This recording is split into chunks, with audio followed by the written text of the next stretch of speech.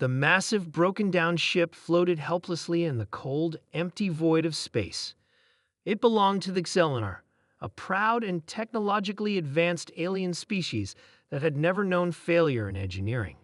Their ships were masterpieces designed to last centuries without issue, but now their flagship, Eternal Gaze, was dead in space, its engines silent, its power cores failing, and its crew growing desperate.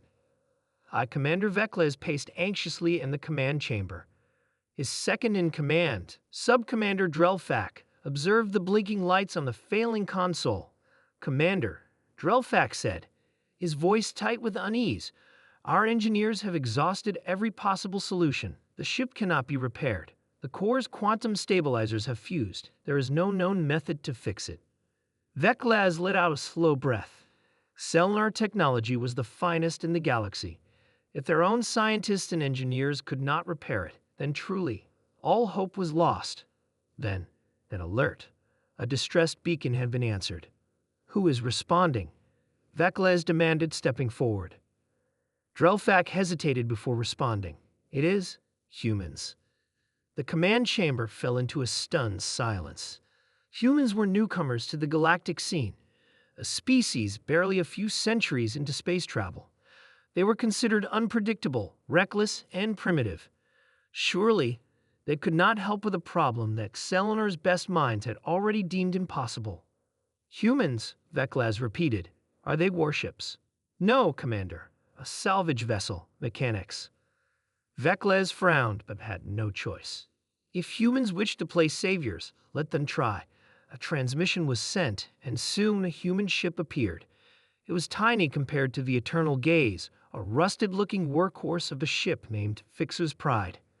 Aboard the human vessel, Captain James Carter and his crew of engineers studied the distress signals details. "Looks like they burned out their core in a way I ain't ever seen before," muttered Louis, their lead mechanic. "That's some fancy alien tech, but hey, we've fixed worse." Carter grinned. "All right, folks, let's go make some new friends."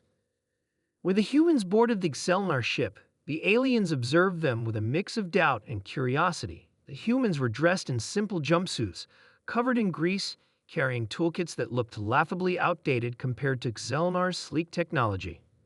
Vecles stepped forward. "You are the human mechanics." Carter nodded. "Yep. Heard you got a broken ship. It is beyond repair." Carter smirked. "We'll see about that." The humans got to work. Louis, Sarah, and Mark disassembled panels, crawling into the tight spaces of the massive ship's engine room.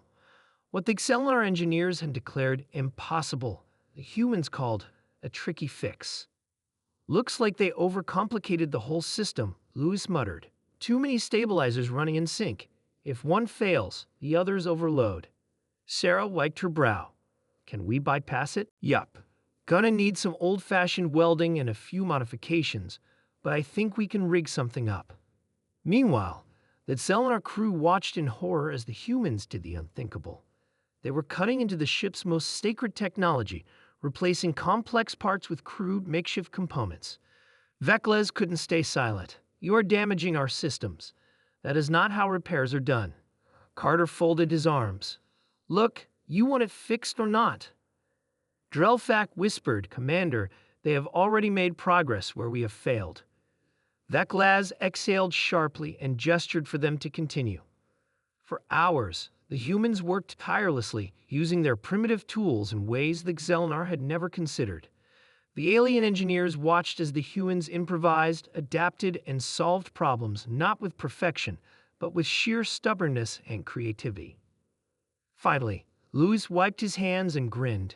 "All right, folks, give it a shot." The Xelenar cautiously reactivated the power core. The ship hummed back to life. Engines that had been deemed beyond salvation roared with power. It works?" Drelfak gasped. "Of course it works," Carter said, smirking. "You just needed a human touch." Vecles stared at the humans, his pride warring with his gratitude. Finally, he spoke. "You have done what we believed impossible. Your species is impressive." Carter chuckled. "We get that a lot." As the Fixer's Pride departed, the Xelenar crew watched in humbled silence. The humans had come, fixed the unfixable and left with nothing but grease-stained hands and satisfied grins. Perhaps Veclaz thought humanity was more than just a young species. Perhaps they were something extraordinary. As the ship moved again under its own power, Veclaz turned to Drelfak. "We must study their methods," he admitted. "There is something to be learned here." Drelfak nodded. "They did not approach the problem the way we did. They lacked knowledge of our technology, but made up for it with creativity." Veclaz sighed. A humbling lesson. In the days that followed, Xelinar engineers analyzed the human repairs. Though crude, they were functional. It was a strange thought. Perhaps efficiency was not always the path to success. Perhaps adaptability was the true mark of superiority. For the first time in his career, Veclaz wondered if the Xelinar had been wrong about humanity. And for the first time, he looked at the stars and saw potential, rather than mere lesser beings.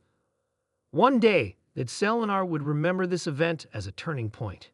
The day humanity proved that sometimes imperfection was the greatest tool of all.